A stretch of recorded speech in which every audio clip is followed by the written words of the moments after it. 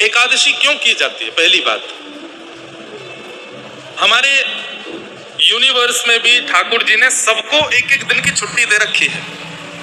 सब लोग अवकाश पे जाते हैं। तब अन्न ने कहा मेरा अवकाश कब? तब ठाकुर जी ने एकादशी का दिन अन्न को अवकाश के लिए दिया है।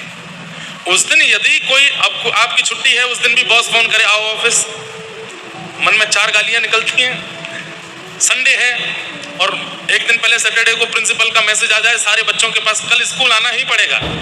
बच्चे क्या कहते हैं, हमारी प्रिंसिपल बड़ी वो है, ताड़का है पूरी। बताओ संडे को भी बुला रही है स्कूल में, कौन जाता? छुट्टी पर, अवकाश पर किसी को भी कार्य करना प्रिय नहीं होता। ये एक सामान्य भाषा में समझा रहा हूं ताकि आपको समझ में आवे। इसकी वैदिक भाषा भी है।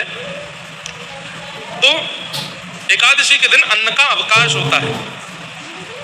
उस दिन अन्न नहीं पाना चाहिए। आप कहें अगर खा लें तो क्या होगा? अब दूसरी बात सुनो,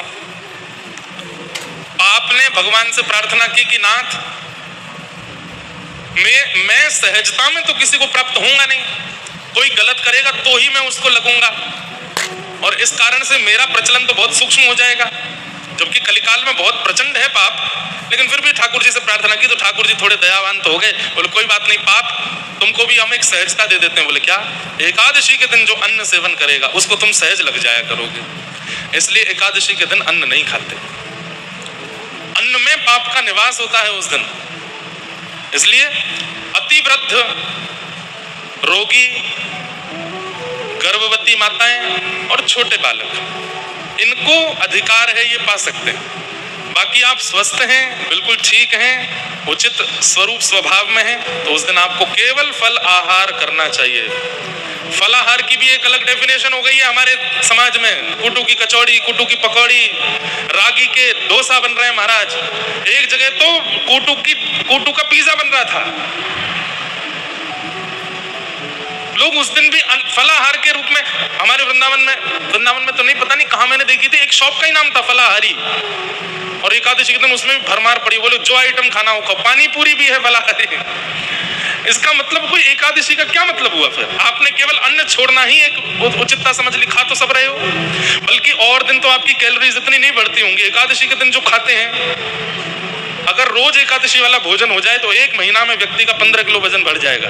ऐसी ऐसी सामग्री एकादशी पे खाते हैं। फल आहार मतलब केवल फल खाइए, थोड़ा पेट को भी रेस्ट मिलता है, आपका लिवर, ये भी एक साइंस के थ्रू, हमारे शरीर की भावना के थ्रू भी एक अच्छी बात है कि एक दिन आप कुछ खाते नहीं, केवल पानी और फल ही लेते हैं, शरीर को भी अच्छा लगता है। और आध्यात्मिक रूप से वैष्णवों की करवा चौथ है एकादशी। जैसे पत्नी अपने पति के लिए व्रत करती है, ऐसे समस्त वैष्णव जन ठाकुर जी के लिए व्रत करते हैं, ठाकुर जी की प्रसन्नता के लिए व्रत करते हैं। एकादशी पर व्रत करना चाहिए। लेकिन यदि येन केन प्रकारेण आप साल भर एकादशी नहीं कर पाए हैं या नहीं कर पाते हैं, तो कल जो एकादशी है, निर्जला एकादशी, इसको तो निश्चित करना चाहिए। हम तो पहली बार एकादशी तो करते हैं, पर पहली बार कल बिना जल की भी एकादशी करने की सोच तो रहे हैं। वैसे नीलाचल धाम में अलाउ नहीं है एकादशी। अच्छा, इसके पीछे भी कारण है। लोग बाग कहते हैं पीछे एकादशी उल्टी टंगी है, एकादशी ऐसी, ये सब बातें बोलते हैं लोग बाग, लेकिन मूल बात सुनिए कि जगन्नाथपुरी में एकादशी क्यों नहीं होती। हम निर्जला एकादशी की बात कर रहे हैं, पानी यहाँ तो पिया जा रहा है चकाचक। नेक्स्ट सुनो तो कथा सुनो। श्री जगन्नाथपुरी में एकादशी क्यों नहीं करते? उसके पीछे बहुत बड़ा एक कारण यह है कि एकादशी पर अन्न सेवन करने के लिए मना किया है, लेकिन महाप्रभु जगन्नाथ की रसोई घर में कोई और नहीं, स्वयं महालक्ष्मी विराजमान है, और उनके सामने जैसे ही अन्न आता है और उस अन्न का स्पर्श महालक्ष्मी कर देती हैं, तो वो महाप्रसाद बन जाता है, और उस महाप्रसाद में अन्न का दोष नहीं रहता। तो अन्न से जो दोष एकादशी के दिन लगता है, वो जगन्नाथ महाप्रभु का महाप्रसाद पाने से वो दोष नहीं लगता। क्यों? स्वयं लक्ष्मी सिद्ध कर रही है उसको। लक्ष्मी के हाथ से बना हुआ है, महाप्रभु जगन्नाथ जी का भोग लगा है, वहां जितने देवता हैं सबने भोग लगाया है, उसके बाद साक्षात बिमला देवी उसको भोग लगाती हैं। वो फिर अन्न कैसे रह सकता है? वो तो महाप्रसाद हो गया है। इसलिए जगन्नाथपुरी में एकादशी के दिन होटल पे नहीं खा सकते आप, बाहर नहीं खा सकते तो पाप लगेगा। मंदिर का महाप्रसाद पा सकते हैं। और स्कंद पुराण तो कहती है आकंठ पर्यंत, मतलब रोज यहाँ तक खाते हो तो एकादशी के दिन यहाँ तक खाना चाहिए। क्यों? जगन्नाथ महाप्रभु का वह प्रसाद पाने से एकादशी के दिन और मंगल होता है और आनंद होता है। आप जब महाप्रसाद लेते हैं ना, पहले उसको प्रणाम किया कीजिए, और हो सके तो उतने कण गिनिए।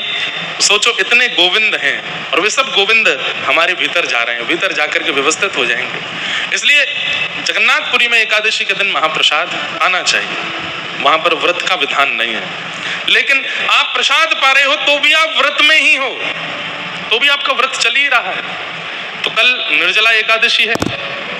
निर्जला एकादशी का नियम तो है कि आपको जल भी सेवन नहीं करना चाहिए। और कितनी देर नहीं करना चाहिए? वैसे तो एकादशी का नियम है कि दसवीं के दोपहर के भोजन के बाद से ही अन्न छोड़ देना चाहिए, और एकादशी को पूरे दिन फिर आहार सेवन नहीं करना चाहिए, और द्वादशी को पारणा का समय देख करके उचित आचार्य गुरुओं से पूछ के तब अन्न सेवन, ठाकुर जी का प्रसाद सेवन करना चाहिए। तो कल निर्जला एकादशी है। गर्मी तो बहुत ज्यादा है और निर्जला एकादशी गर्मियों में ही आती है। तो आप अगर हो सके तो फलाहार करिएगा, हो सके तो केवल जल पर रह करके कल रहिएगा, और यदि हो सके तो बेहोश मत हो जाना। बिना जल के करो तो कल का जो दिन है वो बहुत उचित है।